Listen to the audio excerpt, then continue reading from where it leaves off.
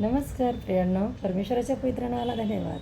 मी लहानपणापासून ऐकत आले की स्त्री म्हटलं की तोंडाळपणा खूप असतो स्त्रियांना, असं लोक म्हणतात. म्हणजे कुठेच त्यांचं तोंड गप्प राहणारच नाही. मार्केटमध्ये जा, प्रवासामध्ये जा, कुठेही जा, बोलणारच स्त्रिया आहे की नाही.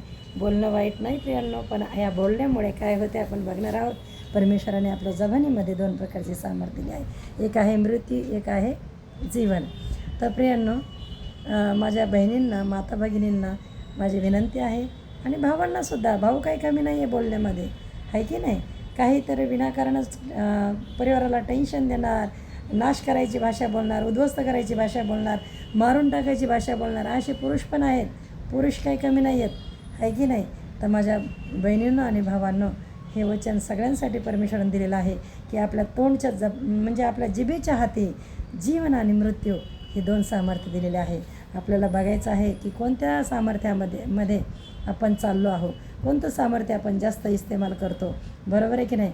परमेश्वराचं वचन सांगतं, नीतिवचन 13:3 की जो तोंड सांभाळतो तो आपल्या जीवाचं रक्षण करतो आणि जो तोंड वाचतो तो आपल्या जीवावर अरिष्ट आणतो. प्रियांनो, आज खूप दुःख भोगण्याचं कारण काय माहिती आहे? आपलं तोंड. आपल्या तोंडचे शब्द सांभाळून वापरा. ते फुकट आहे म्हणून बडबड बडबड बडबड बडबड बडबड, त्याला बिल येत नाही, त्याला पैसे लागत नाही म्हणून कुठेही बडबड करू नका. महत्त्वाचंच बोला. हर एक बोलण्यातून संदेश मिळेल असं बोला. समाजाला उपयोग होईल असं बोला. घरच्यांना उपयोग होईल असं बोला. लेकरांना मी तर सांगते बघा, मला ग्लास भरून दिला ना तर मी थँक्यू म्हणतेच. माझ्या हातात एखादी वस्तू दिली ना माझ्या लेकरांनी तर मी म्हणते थँक्यू. का? एकतर त्यांना पण आदत लागते आणि थँक्यू म्हणल्याने त्यांच्या मनाला पण बरं वाटतं. बरोबर आहे की नाही.